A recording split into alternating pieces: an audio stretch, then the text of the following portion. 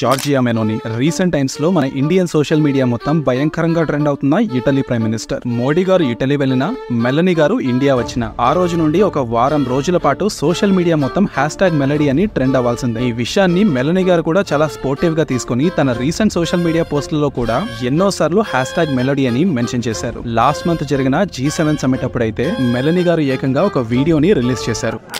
Hello from the Melody team. Italy దేశం యొక్క మొత్తం జనాభా 58 మిలియన్ అయితే ఈ ఒక్క వీడియోకే 42 మిలియన్ వ్యూస్ వచ్చాయి. ఈ వెనక ఏదో పవర్ ఉందమ్మా.